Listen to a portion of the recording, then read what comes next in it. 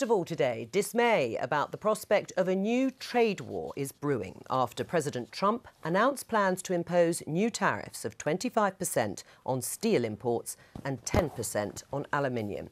He said those industries in America had been decimated by decades of unfair trade policy and that America couldn't let its workers and companies be exploited any longer.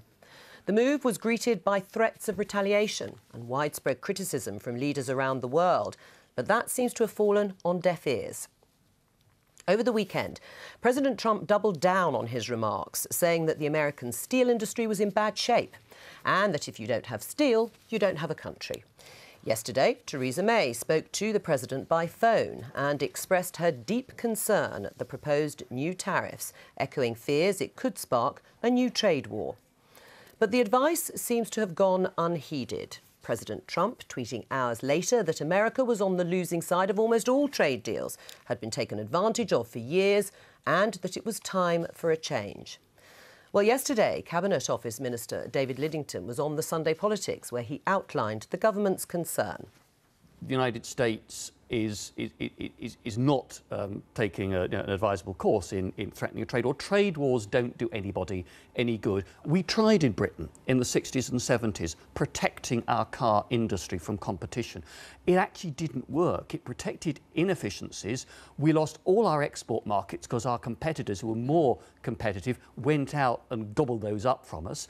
And the car industry had to go through a very, very painful restructuring to get to the success story it is now.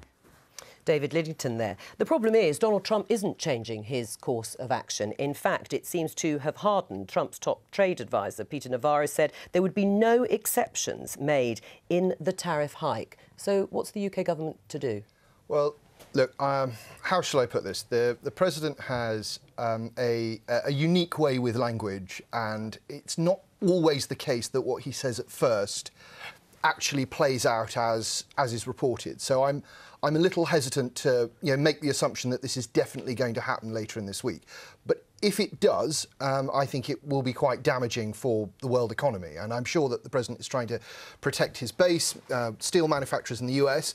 But I think what he'll see as a result is that their cost of living goes up as trade barriers are put up by other countries. So, as David Lidington said, we strongly counsel the US to avoid going down this route. Right, but as I've said, it's fallen on deaf ears. I mean, is your policy one of fingers crossed he just won't carry through what he's threatening to do? Well, as you've already said, Joe, we are in dialogue with the American presidency. It's not a question of one phone call and then it's all done. We're in the process of negotiating, and I'm sure that the president has got some things that he wants to achieve. What is Plan B? Well, Plan A is what we're still on at the moment, which is negotiation with the US. If that doesn't work, then obviously we will be looking to see if we can get some special pleading for the UK, and I assume that's what ministers will do, because as you'll know, an early draft of this proposed arrangement was leaked to the press, and it suggested that Britain and Canada and Mexico would all be exempt. But that's been dropped. Well, it says that a full exemption has been dropped, but that's not to say that the same tariffs would be applied to all countries. What would your special pleading include? Well, we are a very close ally of the US. Actually, the US don't have the problem with our steel industry that they have with China. They don't have the problem with the steel industry that they have here as they have with the EU. We're actually quite a small player in the world of steel, so I don't think that taking punitive measures against us will necessarily achieve what he wants. Right, but he has made a fairly passionate defence of what he has seen as decades of decline and damage done to America's steel industry. So if he does push ahead with a 25% tariff on steel imports and 10% on aluminium, would you support retaliation? It very much depend on what that retaliation was. And as I say, I don't really want to see the world get embroiled in a massive trade war. I think that would be very damaging for everyone. So I think we do need to take our next step very, very carefully. Mary Cray, Jeremy Corbyn, of course, the Labour leader, will have some sympathy with Donald Trump, won't he? Because he also is keen on advocating a policy to protect industries here, like steel.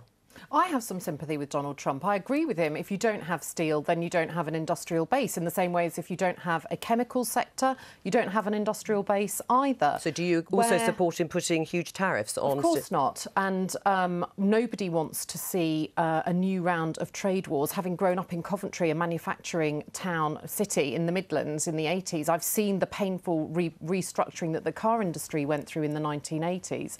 But what I think this is a brutal wake-up call for the Brexiters who've been saying that we'll do a quick, fair trade deal with Donald Trump. Canada is in a free trade arrangement with the US. Their steel is going to be subject to these tariffs as well. So a free trade deal really doesn't get us very far. And I think what Alex hasn't said is we will be working with our European Union partners. Our voice is amplified as part of the EU in our discussions with Donald Trump. And would you support retaliation by the EU bloc? Well, nobody wants to get to that stage. We're already seeing concerns being played out on the stock markets, US stocks falling. You know, this is not good for prosperity. But in the end, if it comes down to it, we should take action in line with our European partners. I mean, it is a huge wake-up call, isn't it, in terms of a free trade agreement with the US. It would not entitle Britain, it seems, in any way to any preferential treatment. Well, as I say, let's see what actually happens later in the week. There are sounds that Canada and Britain and Mexico may be getting a different deal, and that's because they have very strong bilateral relationships with the United States. Except actually that was the initial sounding, and that has now been dropped. As I say, we really have to see how this will play out. What has been ruled out is that no country will have a complete exemption. That's different to there not being any special tariff for close allies. All right, let's leave it there. Now, all that comes in the wake of Theresa May's big